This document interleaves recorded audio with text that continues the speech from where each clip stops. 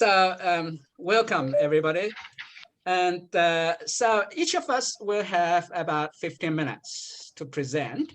And let's ask questions when everybody finishes their presentation. How is that?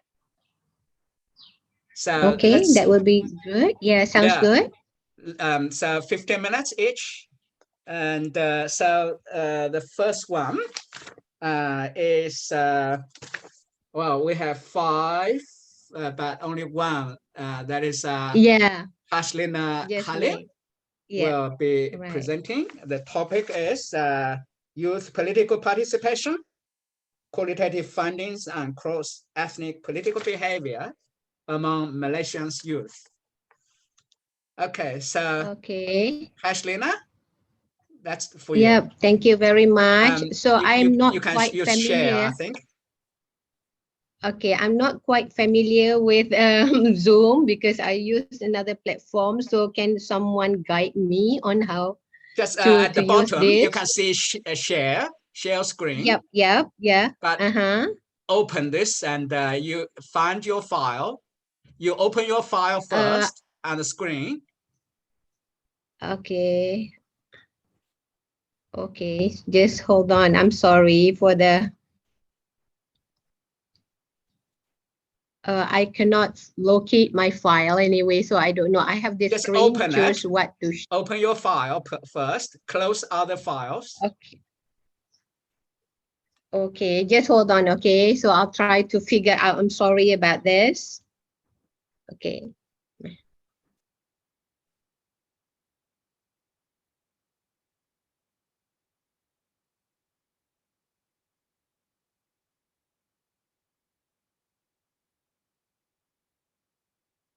Yeah, you got it? Yeah, well done.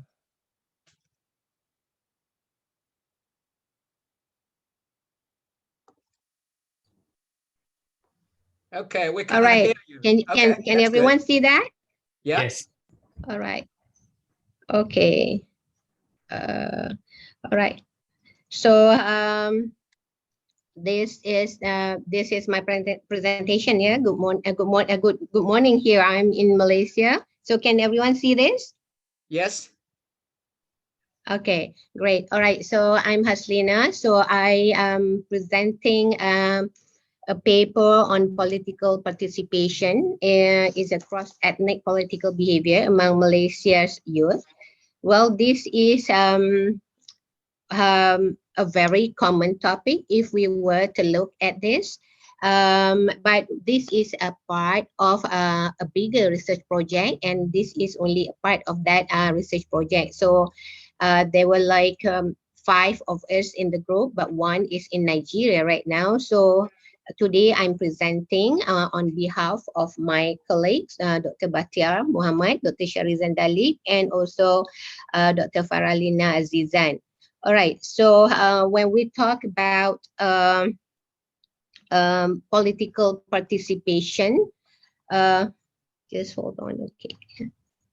All right, so youth political participation, when we talk about nowadays, when we talk about politics, like the last general election in Malaysia, we were able to see that youth has taken or has played a very important part in the process of election at that time.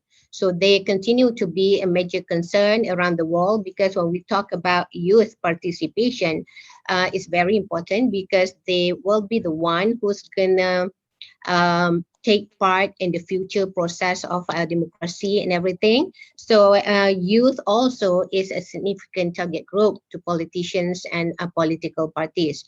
So it is vital, it is important that we work toward understanding their behavior and their behavior and their interest in politics, and how they will go about in the process of election in the future. So their participation is important because it would mirror their political involvement later as adults. So in our study, we try to look at what are the gaps. We know that many research have been conducted on political participation everywhere in the world. So we can see that based on the literature, we came to understand that there is a declining trend of youth political participation. And in Malaysia, this has also been highlighted that there is a decline in the trend of youth political participation. And we believe that there is a need for us to further investigate their participation, and based on the research which had been conducted in the past. The studies are mostly conducted on maybe just social media, but for this particular research project that we conducted, we try to move further, try to understand, to enhance our understanding of their behavior. So we try to look beyond beyond this. We try to understand their behavior, and we try to investigate the relationship between social media usage, the perceived information quality, political interest, their political knowledge, and how these elements affect their political participation. So we hope to understand further of what motivate their political participation. So we hope to understand their behavior, because this is important, as they will be the one, as I mentioned earlier, who will determine the future process of democracy in Malaysian politics. So this is a part of research grant that we've been given by the ministry. So we pursue on this, trying to look further. So this is the qualitative part, and the bigger the bigger part is the survey which we conducted throughout the country. So for this research project, we only look at youth in the Peninsular Malaysia. But for the bigger research project, the survey part, it included also youth in Sabah and Sarawak.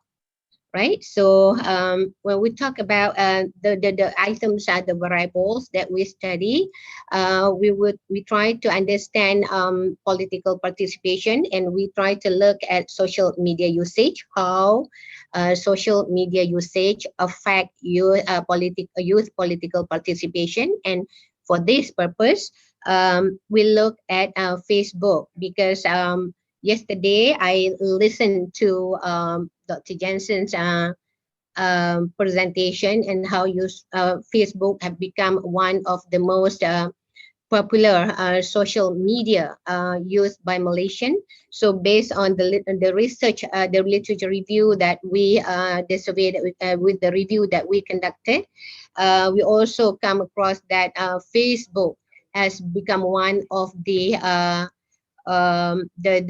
most popular social media used by Malaysian youth. So we focus on Facebook usage. And then we also look at the how youth perceive information quality, and how they look at when they read the information on social media, they look at what are the content that they look at, how do they identify which to believe and what not to believe, and so on. And then we also look at their political interests, what triggers their interest, and how these interests affect their political participation. And the last one, we'll look at the political knowledge. I mean, how much do they know about politics, and how the information, the knowledge they have affects their political participation. So when we talk about political participation, in this case, political participation can be categorized as to the online and the offline. So based on the interview that we conducted, okay, we found many interesting information provided by this group of Malaysian. Okay, so in getting our data, in collecting our data, we targeted only youth in between the age of 18 to 35, because this is the definition of youth used by UNESCO, actually, sorry, UNESCO. So we collected the data between May and August of 2020, where we first identified the youth groups. We contacted the youth, the leader of the group, and we managed to get 10 focus groups altogether. Since we are looking at the cultural perspective of Malaysian youth, we identified 4 Malay youth groups, 3 Chinese youth groups, and 3 Indian youth groups. The 3 groups were chosen because these were the main races in Malaysia. So each group was consisted of 5 to 7 participants. Right. So each interview lasted between 60 to 90 minutes. And when we first called them for the interview, they were actually at the very beginning was so reluctant to participate. They were so reluctant to share the views and so on. But within a period of time, when they were so comfortable, we managed to proceed and get a very rich data from them. So for the Malay groups, we had 24 participants altogether from the 4 groups that we had. And for the Chinese, the 3 group of Chinese respondents, we had 19 participants. And for the Indian group 2, we got 19 participants. So they were 9 male in the the Malay group, 15 female in the Malay group, and we have 11 male in the Chinese group, and 8 female in the Chinese group. So for the Indian, we have more male than the female themselves. So they were encouraged to speak. Their mind, to share whatever that they had in their mind.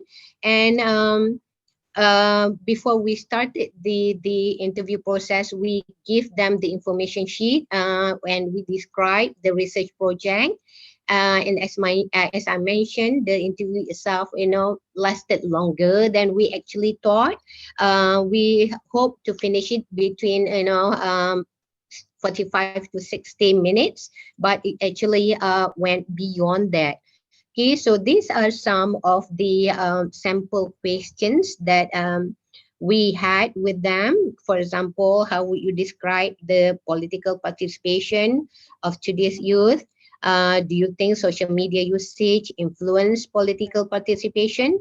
And we asked them to elaborate more on the issue. We asked them to explain more, and they were so eager. They were so excited to share their opinion, and some of them even claim that this was a very good session where we were able to express ourselves, because so far we didn't have any channel to express how we feel about what is going on around us.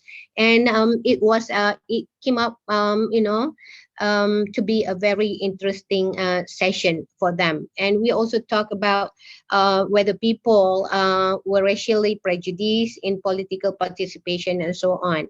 All right.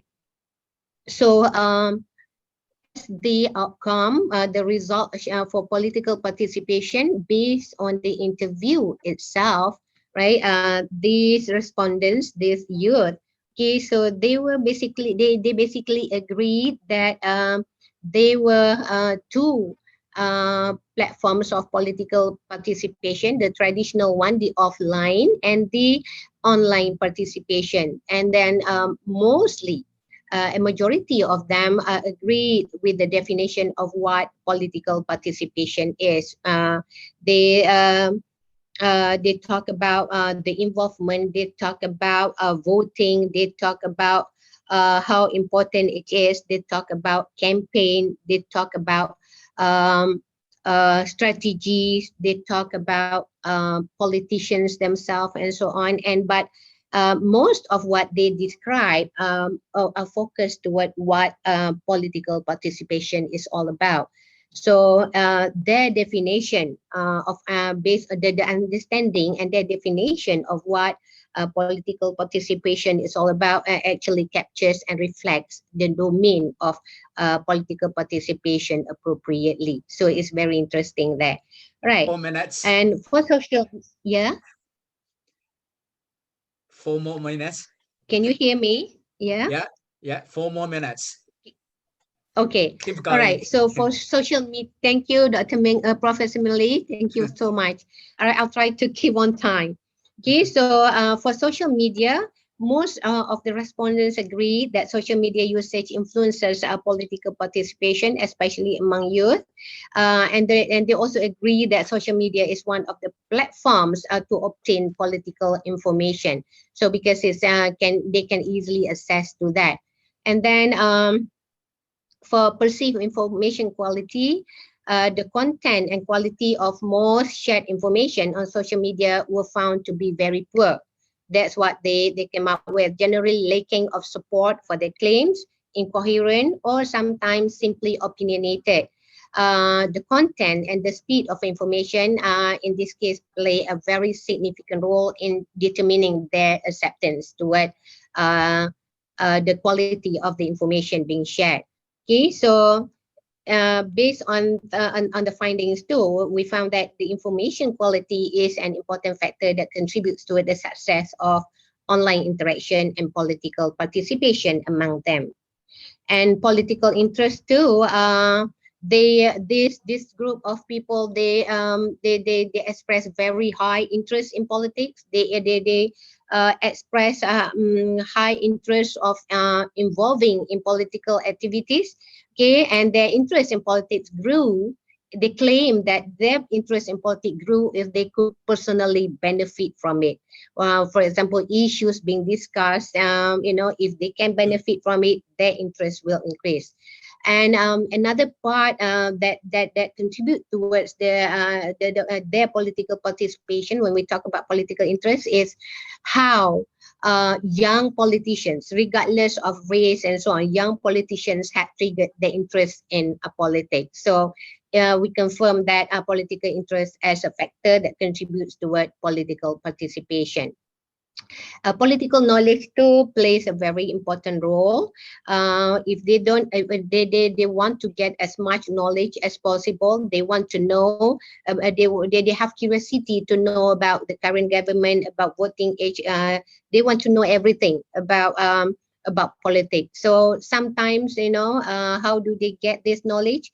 Yesterday, I heard Dr. Jensen talk in one of the sessions about how accidental disclosure to news coverage. Sometimes, when we read one message and then the other message pop up, it keeps on reading, we keep on reading and so on. So this sometimes viewers can accidentally come across news information, although they do not consciously search for such information. So that leads them to gain more knowledge as well.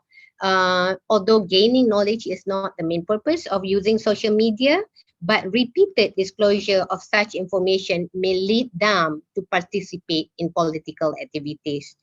And interestingly, apart from the 4 variables that we intended to focus, 2 new variables emerged. The 2 themes emerged from our interview, where this group of respondents claimed that leadership also triggered their interest in political participation as well as campaign strategy.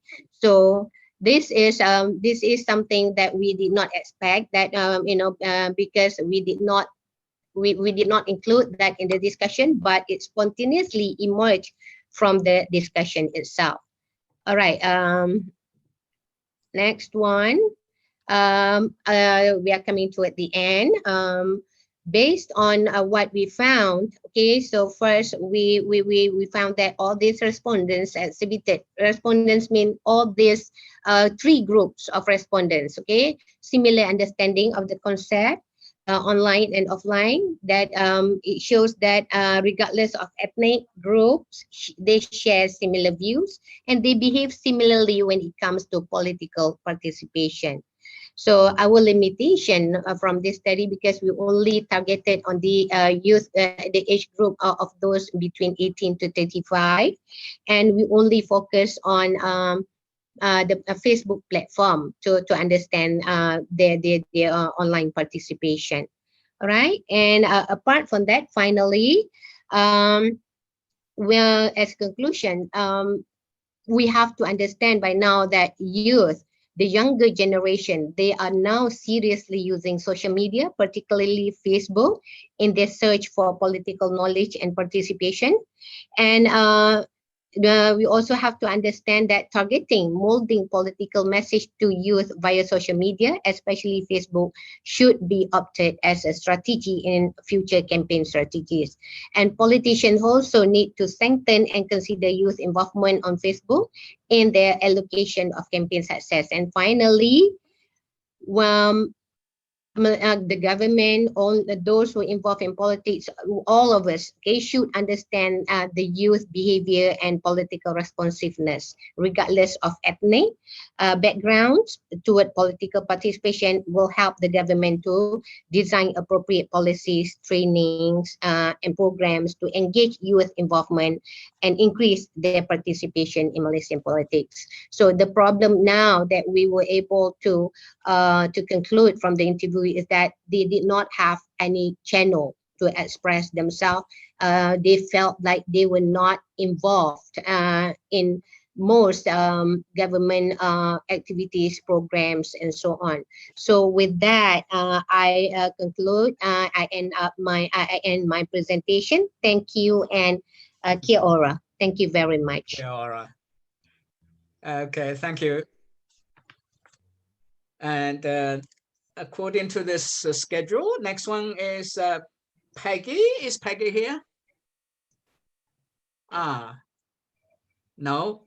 How do I stop? I'm going to stop my... You have stopped already. All right, I've stopped already. Thank you. Yeah.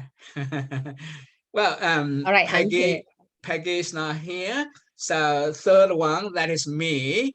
I will share a screen. And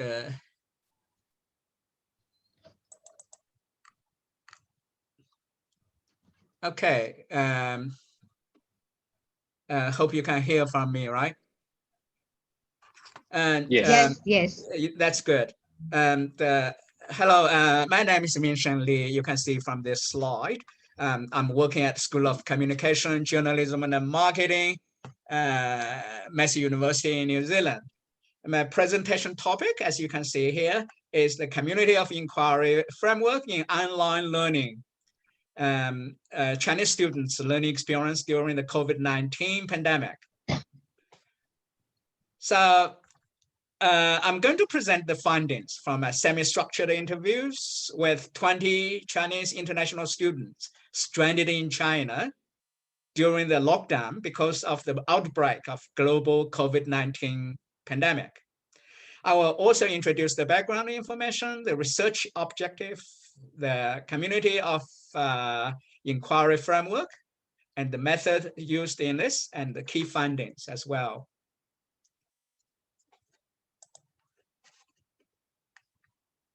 Now about the background. According to Menching, in New Zealand, international education is a 5 billion industry, and the Chinese students make up 47% of international students at New Zealand universities. In early February 2020, the New Zealand government barred entry to travelers from China in response to global COVID-19 pandemic that originated in Wuhan, China. Therefore, more than 6,500 Chinese students who had been enrolled to study in universities in New Zealand got stuck at home in China. Now, my research objective, the study was to investigate how Chinese students perceived their university online course delivery during the pandemic lockdown, and what the major advantages and the challenges of online teaching and learning. So first of all, let's look at the meaning of the community of inquiry. The community of inquiry is understood and pursued as a group of people united in the examination of an area of common interest through a process of dialogue-based inquiry. It involves constructing and reconstructing experience and knowledge through the critical analysis of subject matter, questioning, connecting, the challenging of assumptions, and the development of problem-solving techniques. Now, let me move on to the framework used for this study. It's called the Community of Inquiry Framework. This framework was developed by Garrison, Anderson, and Archer, designed to examine both teaching and learning online. The framework assumes that online learning can enhance students' educational experience and the level of satisfaction by providing supporting discourse, selecting discourse content, and also setting a comfortable learning climate that favors collaboration and engagement. The framework also assumes that learning occurs within the community through the interaction of the three core elements: cognitive, social, and teaching presences. Now let me move on to these three presences. First of all, cognitive presence assumes critical thinking as the goal of any educational experience. This presence is defined as the extent to which learners are able to construct and confirm meaning through sustained reflection and discourse. The key words in this presence are critical thinking and reflection. The second one is social presence that encourages a collaborative online learning environment. It is defined as the ability of participants to identify with community, that is course of study, communicate purposefully in a trusting environment, and develop interpersonal relationships by way of projecting their individual personalities. Learners learn to build collaboration channels using technology available to make meaningful learning through asynchronous online learning. The key words in this presence are collaboration and supportive learning environment. Number three is teaching presence.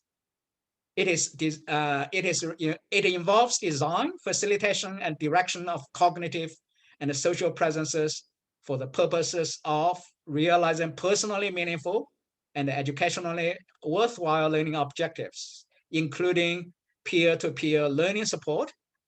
Managerial tasks become a shared responsibility between the instructor and the student. The key words in this presence are course design, facilitation, and direction. Now, research methods. This study adopted a qualitative research method. Participating in the semi-structured interviews were 20 Chinese students enrolled to study undergraduate programs at New Zealand universities during the COVID-19 pandemic border closure, yet stuck in China. 12 females and 8 males participated in the study.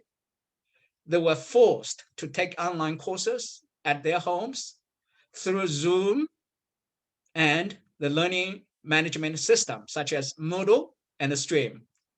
The interviews were conducted through Zoom or WeChat, each lasting about 20 to 30 minutes. All participants had studied in New Zealand prior to the COVID-19 lockdown for at least one semester, and some had studied in New Zealand for 2 to 3 years. Here are some of the findings.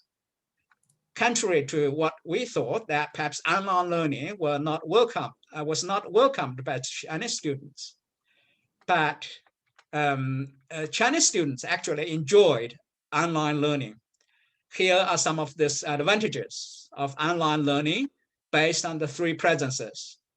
First of all, cognitive presence. In this presence, flexibility is number one. That is, most students found that online learning provides them with opportunities of flexibly access the course content and the learning resources from the university's learning system. They could study at home at their own pace, anytime, anywhere, without being restricted by time and space. It was considered to be time-saving. My participants felt that increased flexibility, fewer classroom distractions, reduced the travel time to school, improved their learning efficiency and efficient time management.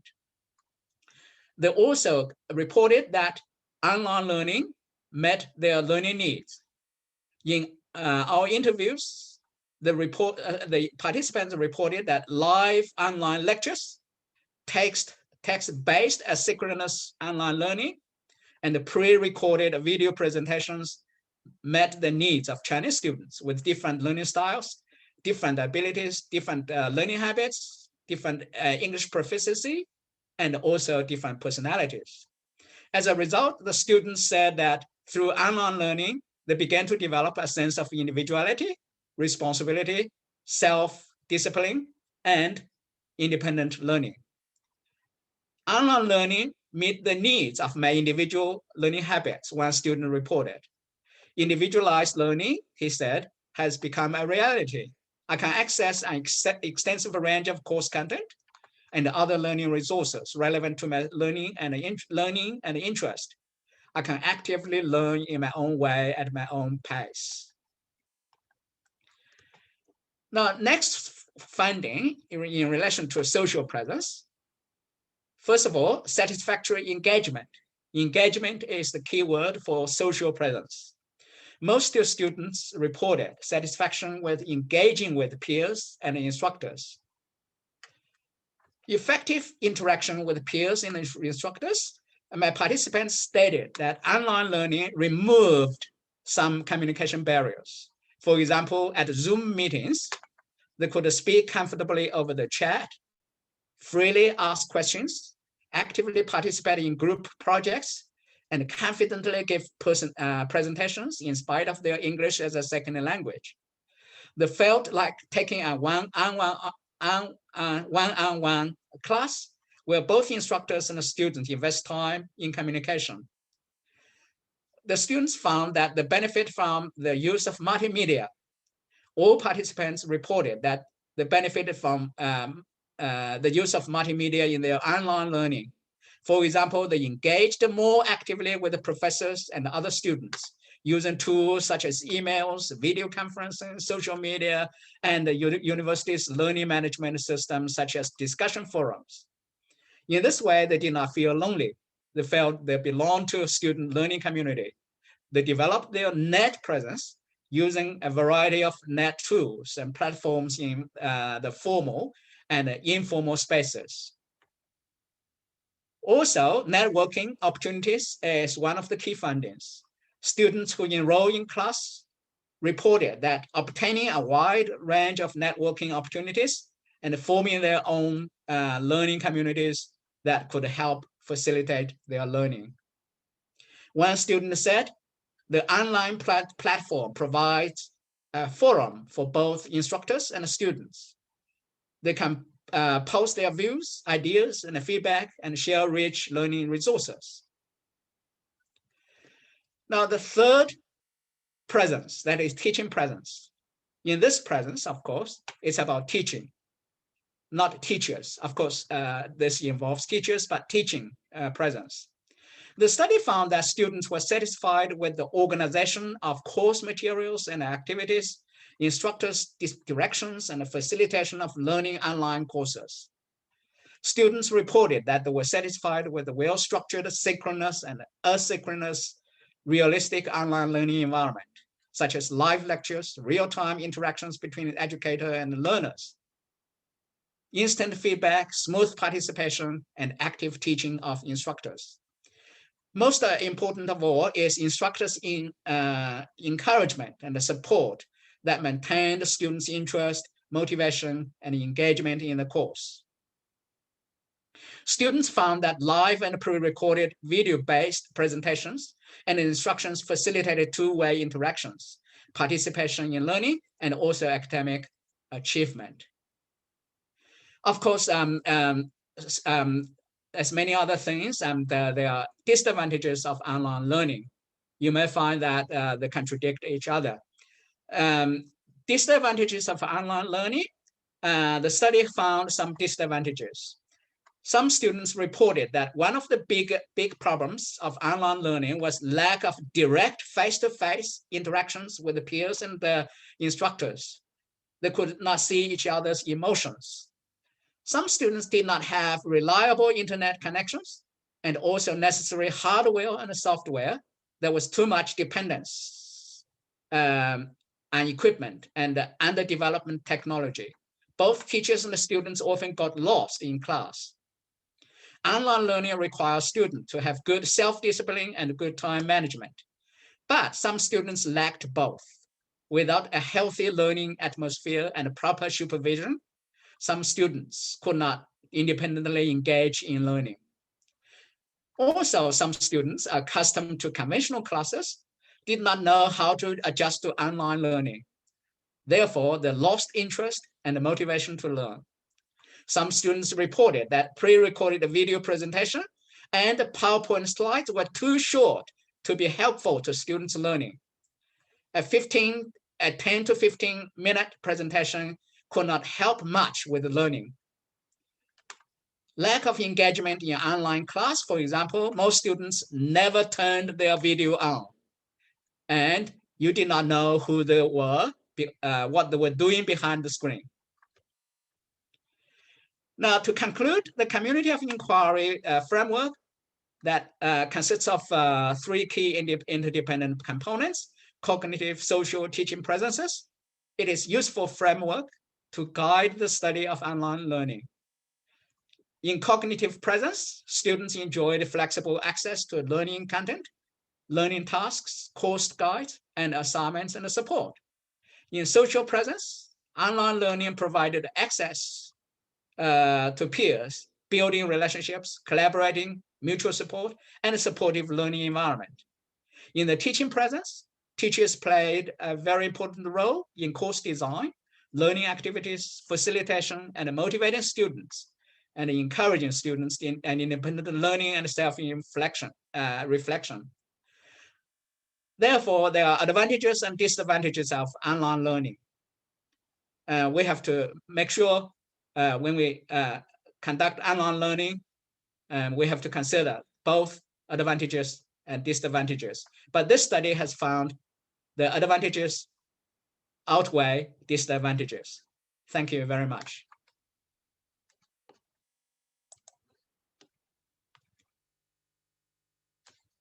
Okay, we have number 4, Thomas Hongjie Zhang and Jensen Tam. Can I start? Yes, you can use share if you have PowerPoint. Okay, thank you, Dr. Lee. So my presentation is about my a part of my master's dissertation. It's choose some idea about the recent information overload, this phenomenon during COVID-19 pandemic, or what we call infodemic. So my research is about to establish a theoretical model to explain the phenomena of COVID-19 information overload, particularly in Malaysia. So we can know many of the information seeking model or information behavior model in-house communication discipline.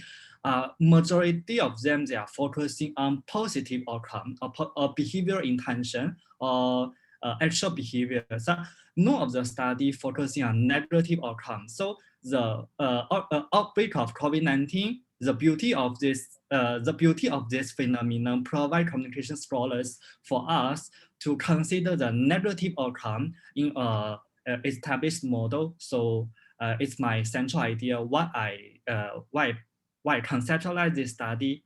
And also in Malaysia, it's a country where COVID-19 is quite serious compared to developed countries. So let me start the introduction part. Because of the COVID-19 outbreak, the WHO already defined they call COVID-19 is an actual infodemic. The first infodemic in social media era is not a pandemic alone, because many of us were situating a very complex information overload. For example, in Malaysia already, like 400 days, 500 days are longer than a year already. So it's a quite serious phenomenon for us to understand.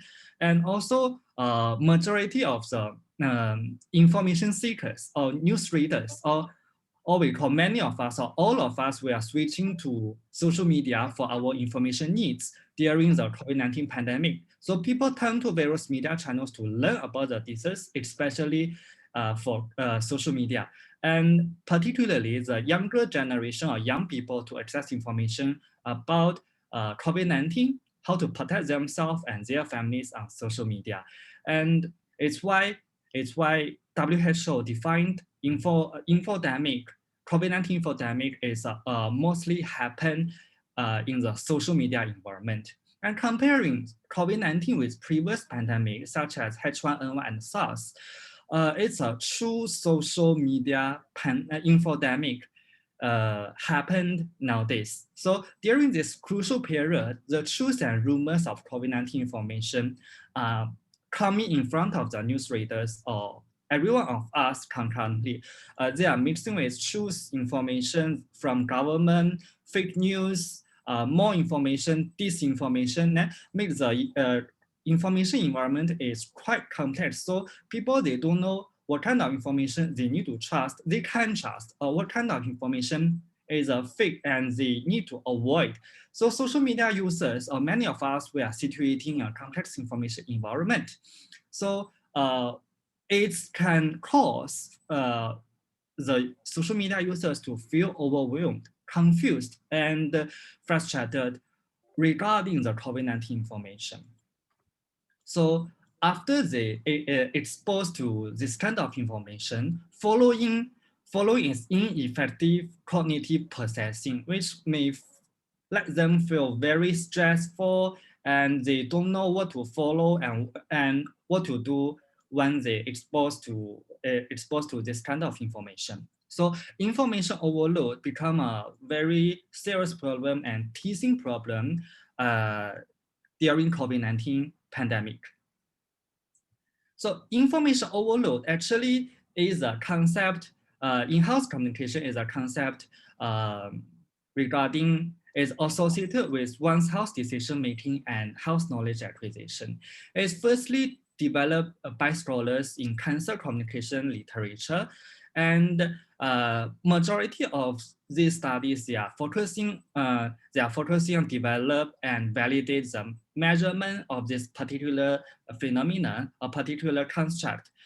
So there is no study that concentrate this phenomena in an information processing framework, which my study is to fulfill this theoretical gap. So I refer to one pre-established or quite comprehensive information processing model, which is cognitive mediation model. Cognitive mediation model, here I provide the example. Actually, the CMM or cognitive mediation model was established in political communication area during early 2000 in the United States. Scholars, they try to understand what the people learn about political news, particularly during presidential candidature. So they figure out some initial motivation or motivational factor which drive the news readers to understand or to seek information about political events, such as surveillance gratification, anticipated interaction, guidance, or need for coordination. These are motivational factors defined in political area, which associated with news attention, media attention regarding political news and elaboration, how they digest the news, how they process the information in their brain. And subsequently, the outcome variable for CMM is knowledge. But in health communication area, scholars, majority of the scholars, they are based in Singapore, from Nanyang Technological University. These researchers, they figure out the prominent motivational factor for health knowledge acquisition actually is risk perception. So how the people feel their likelihood of suffering from a disease, how this disease is serious to them, how they can trigger or mobilize the newsreaders to seek more information or engage with the media channels regarding certain topics. So below here, I provided two CMM in-house communication area. The first one is linking risk perception with several attention to different media channels, and subsequently these variables linking with knowledge gaining. And another model, this one they figure out risk perception actually is associated with information behavior, which are information seeking and information scanning, and subsequently also linking with knowledge acquisition, interpersonal discussion, and elaboration here. But this model, they extend the outcome variable from knowledge to behavioral intention.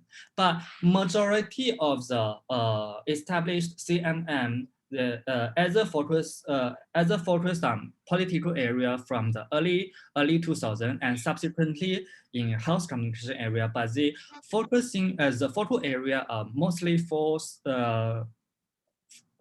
forcing cancer communication, such as the two of these models, they are examined breast cancer information acquisition based on survey respondents in Singapore and in China. And also CMM were examined by scholars in other areas such as science knowledge and also H1N1 pandemic. So based on CMM, the previous scholars, they concentrated on information overload. They figure out actually the CMM, they can explain this phenomena regarding how people engage with news and how people suffer from information overload. But actually they only mention a bit in their problem statement or literature review part, but they fail to connect this variable in a comprehensive or established information seeking or information processing model. So to best of our knowledge, none of the public studies they treated I/O as an outcome variable in information processing model, and the need of develop a theoretical information overload model on the ground of CMM is very crucial. It's highlighted by scholars as well. So both scholars, both studies, they concentrated on information overload. They highlighted the role of CMM in information overload, how's the connection with CMM variables and the phenomena of information overload. To expand the literature and drawing from the researchers from done by Chi and Jiang. So we seek to understand I/O as a consequence of information processing. So based on the CMM, their outcome variable actually is a knowledge gaining. But if you switch to negative ones, the knowledge is cannot be there. Knowledge shall replace by information overload, or elaboration shall be replaced by information overload, because elaboration could not occur during this kind of complex information environment. So it's why the two studies, they call scholars to draw attention based on the ground of CMM. So our study is to try our best to fill in this theoretical gap.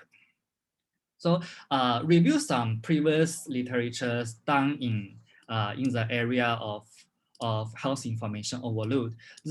Actually, just now I showed the health information overload is basically conceptualized from cancer risk communication, and the research trend is quite obvious from development of instrument regarding a specific health issue and in-depth investigation of the association between IO and other related variables, but they didn't consider IO in an information processing model.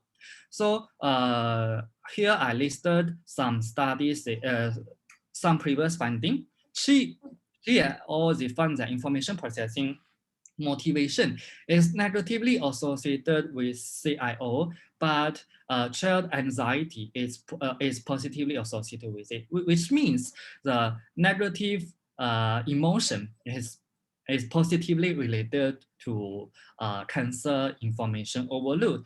And another study done by Chi et al. Recognized that CIO and cancer fatalism are predictors of cancer information avoidance. So they extended the CIO as a predictor to predict the outcome as an actual behavior information avoidance.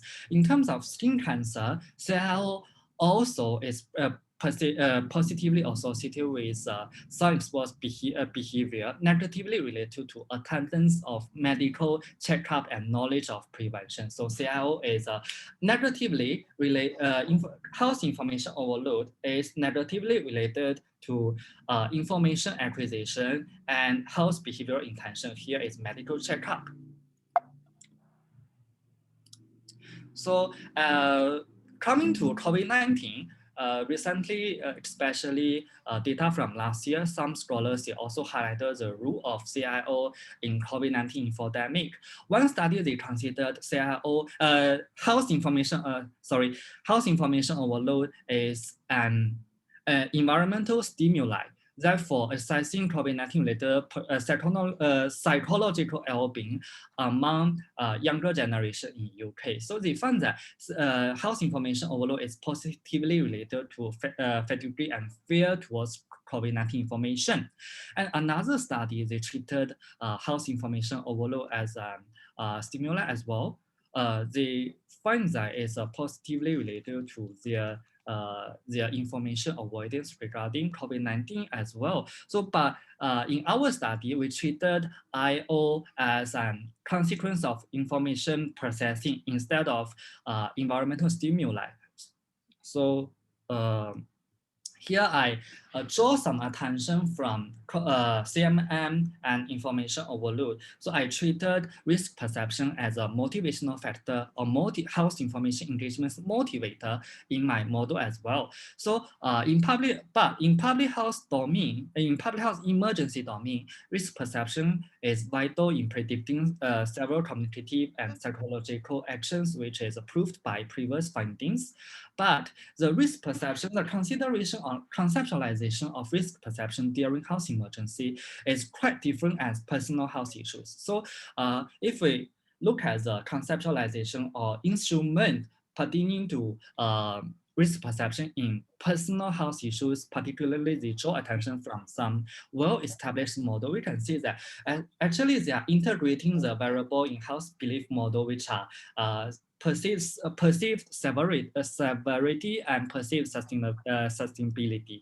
So researchers say when we come into the area of health emergency, the researchers should not consider risk perception by relying on well-established model-driven construct done by personal health issue-related studies. So one study, last year's study, they highlighted the importance by integrating risk perception from different dimensions to produce a new construct to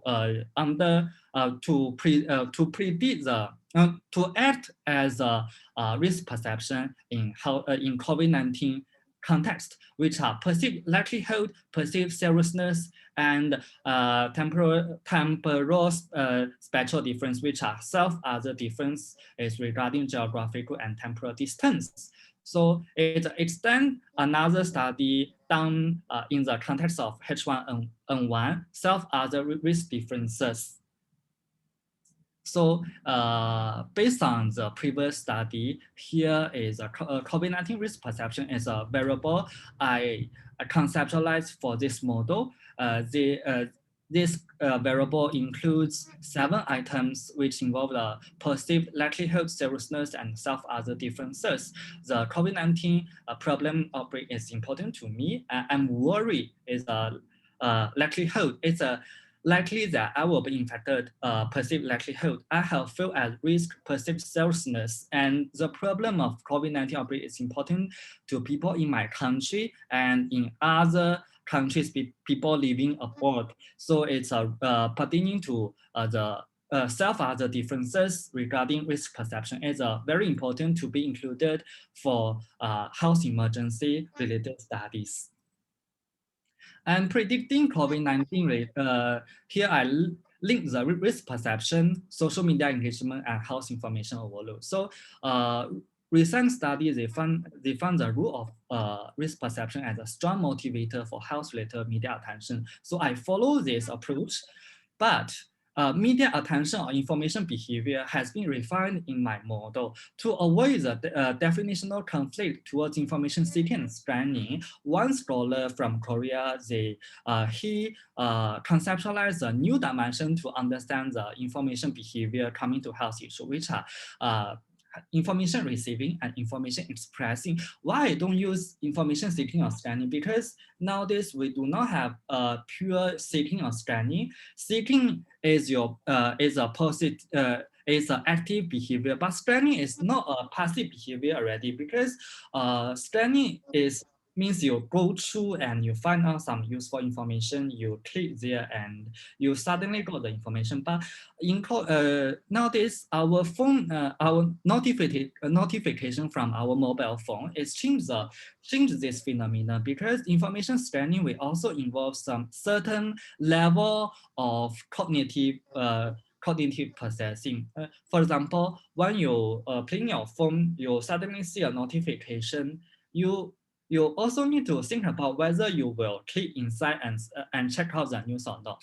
So it's not purely seeking or scanning, instead rather than information receiving and information scanning is it's easier to understand the behavior. It's one is you receive, another one is you share, you express your opinion in your network. It simplifies the mechanism carried out by previous literature. So based on the discussion, I developed 2 hypotheses. H1 means pertaining to COVID-19 risk perception is positively associated with the two information behavior, and H2 is two information behavior is directly associated with health information overload.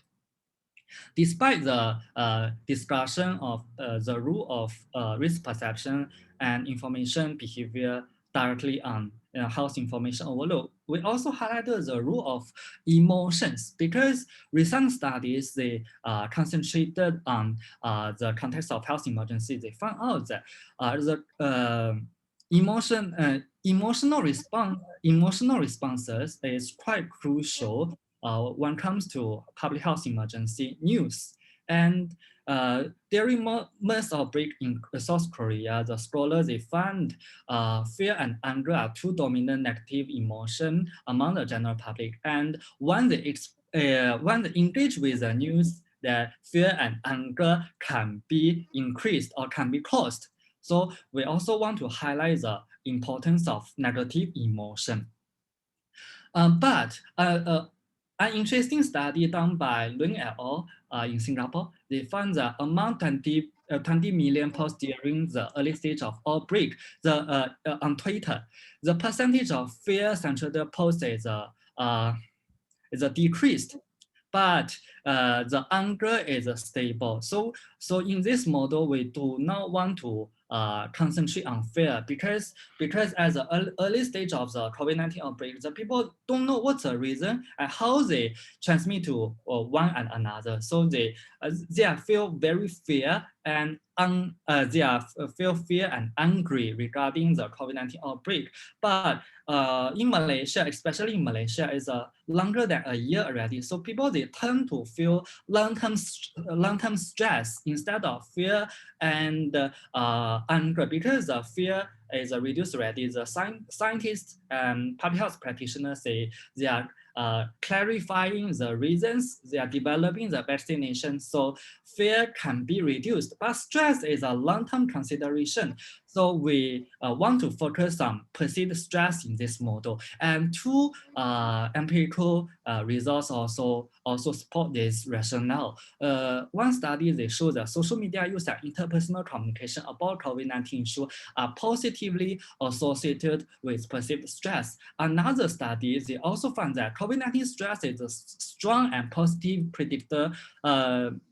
The fatalism of COVID-19 issue is a strong and positive predictor of stress, but the result did not find a significant direct association between social media use and stress. So we want to clarify. Three more minutes.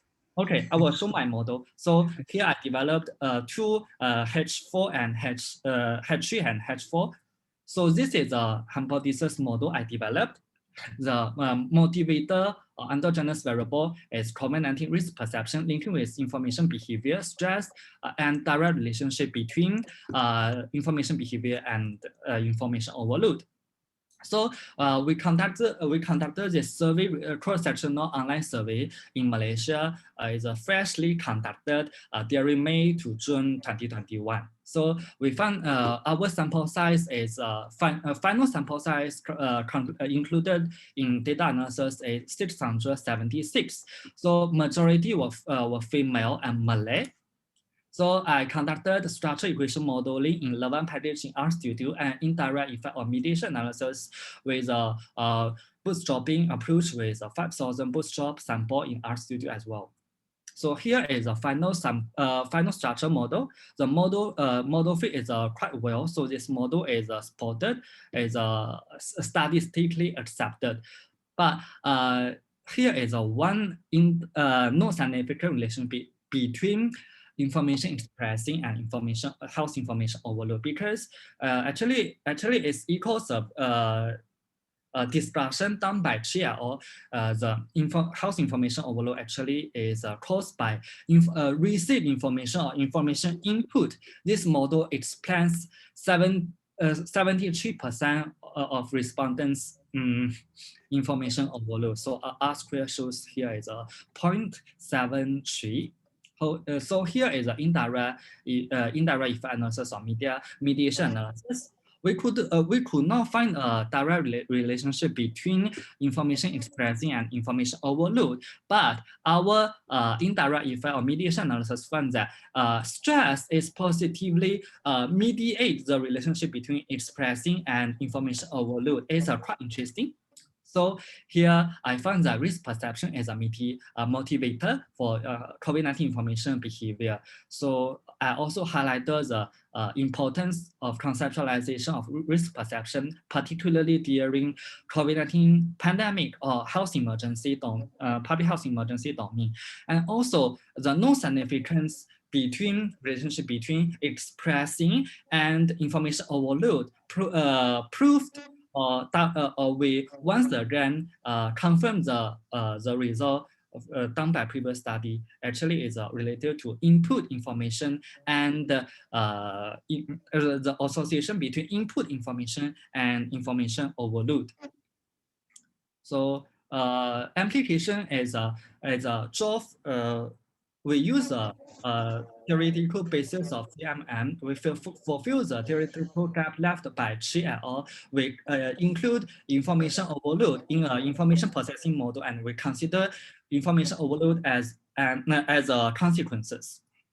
Limitation, because this one is a cross-sectional online survey, So our sample size is still quite narrow.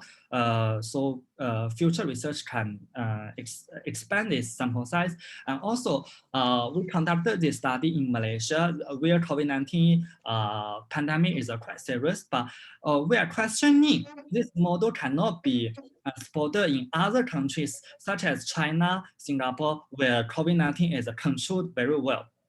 However, the rule of we only consider social media, but some studies they highlighted the role of mainstream media during COVID-19 pandemic as well. So the role of mainstream media cannot be ignored. So future research shall concentrate on this as well. So it is also essential to consider other negative emotions such as anxiety, worry, and anger.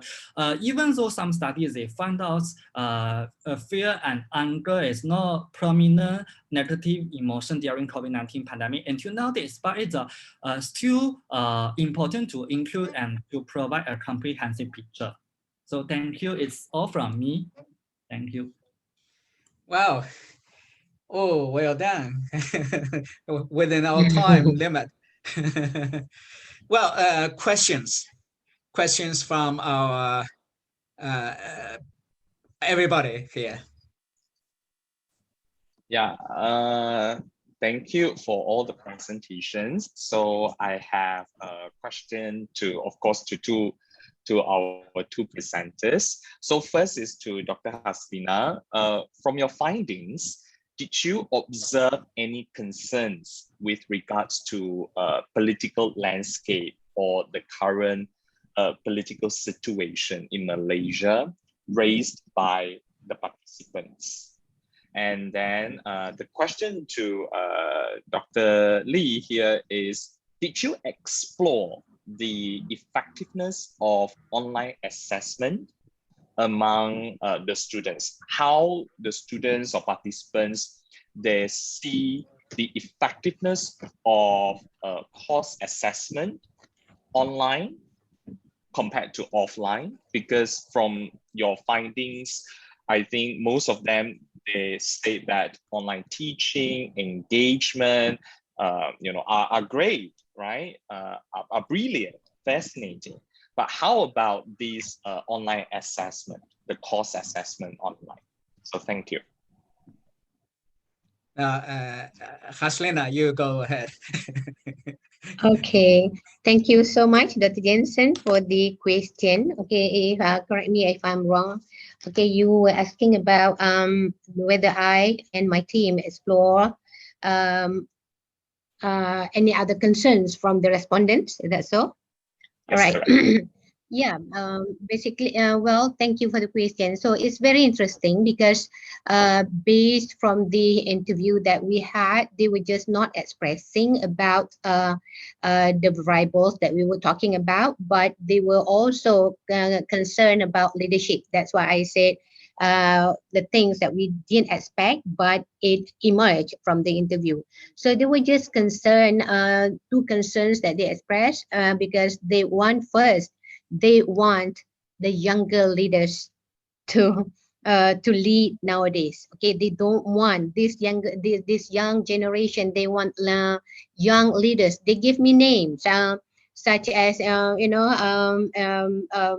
Jamaluddin or Sadiq, or in Chinese Indian. They also have their idols that they want to see going up as Malaysian leaders. So that's number one. And number two, they were also concerned about the voting age. Okay, so like the opportunity for them to participate in politics, because they were so they want to participate, but there is no channel for them to contribute because they thought like they feel like only politicians can voice out their opinions and so on. So what about us? Who cares about us? So we also want to contribute, but we were not given the opportunity to do so. There is no channel. So that's why they turn to social media to express themselves. Okay, so they want their voice to be heard.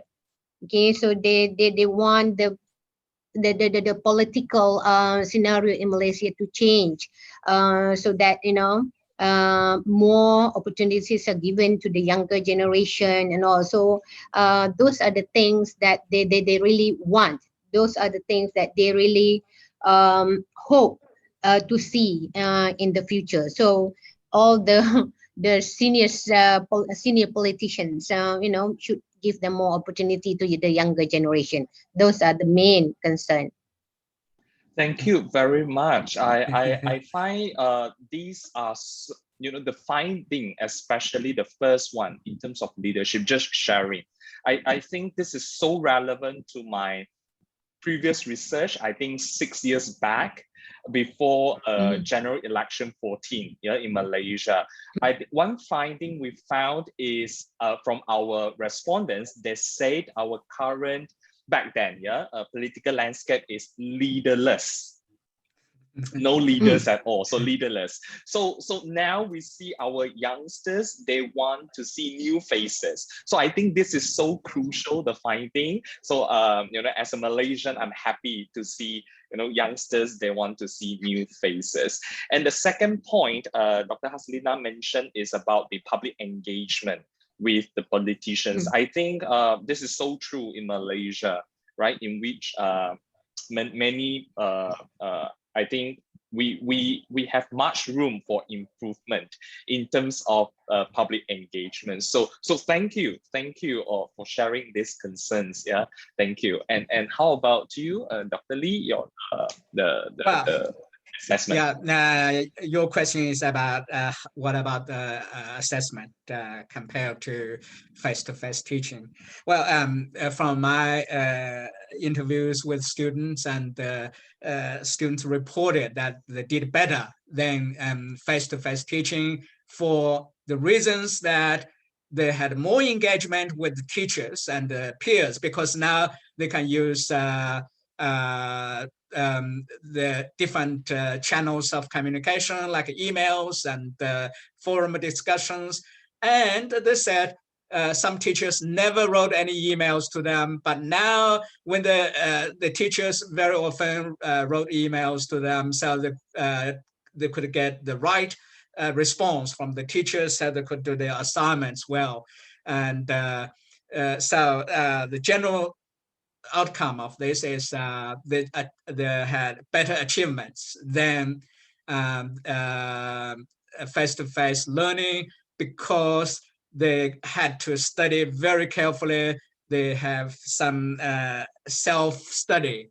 They have to understand the concept themselves. If they do not understand, they ask peers or teachers. So I'm not sure if that answers your question. And I have a question because thank you. time is running out. So may I ask a question? Yes. I would like to ask Thomas a question, please.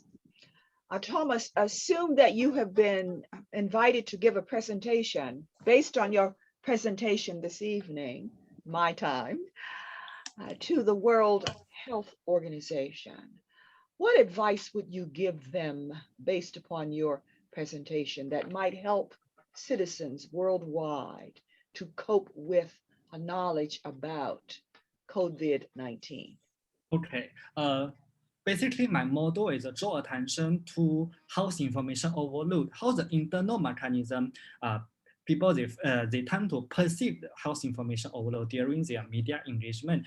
So from this, for the health organizations, they can clarify, they can understand what the people they feel as a first. How they perceive the risk, and how they engage with media, and how they feel stress and in turn information overload. So my suggestion, I think, is health organizations, they need to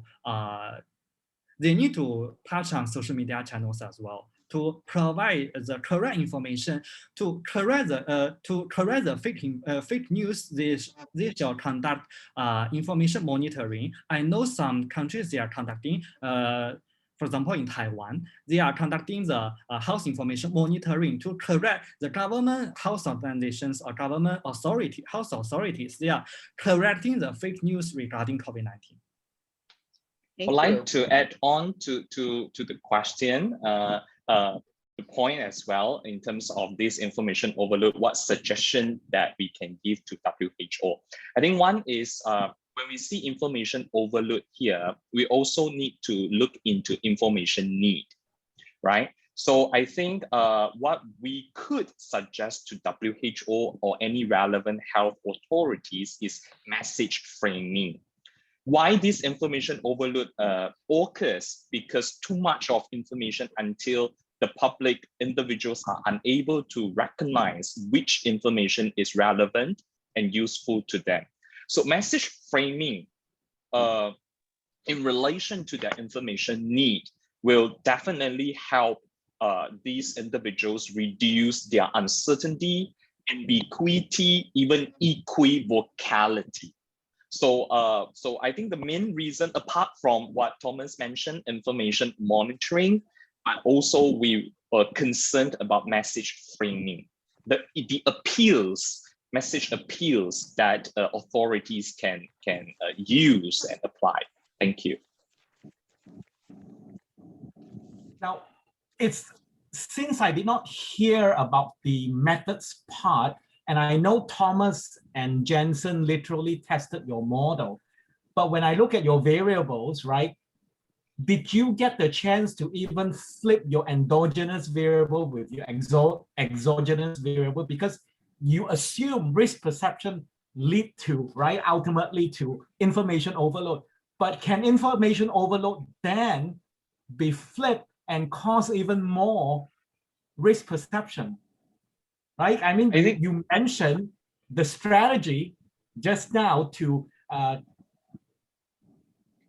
Dr. Calloway's question, but my question now is that when we flip those, is there a connection? Actually, scholars they consider information overload based on two dimensions. One is they consider this one as a consequence of information acquisition or information behavior. Another one is consider this one as an environment, is a environmental stimuli. They assume the people they are situating in an information overloaded environment. So they try to predict information overload as an endogenous variable with psychological outcomes. It's also some people they did this, but we follow the way drawn by information behavioral models. So we consider this one as a consequence. So if you want to test the association between information overload and risk perception, I think need to find some literature support, but most of the literature support, they only consider risk perception as a motivator, or information overload as an environmental stimuli also is somewhat as a motivator. Okay. And it's also guided by this cognitive mediation model, Yes. CMM. So that's why risk perception from health communication perspective is the key motivator that people stick media, and then how eventually it can produce this overload environment. Thank you for this wonderful question, and then perhaps we can also suggest or even come up with another piece of research on that. Well, what a wonderful session here. Thank you very much, everybody. And I'm sorry, it's time. We have to close this. And next part, block 3 is at 4. You have the award announcement and also about keynote speaker. So get ready for that. And I look forward to seeing you face to face in 2 years' time, everybody. Okay. Yeah, goodbye. Yep. Thank you. Goodbye. Thank you, and goodbye, Okay, everyone. bye. Hope to see you guys Bye. again. Thank Yep. you. Thank you Bye. very Okay, much. bye.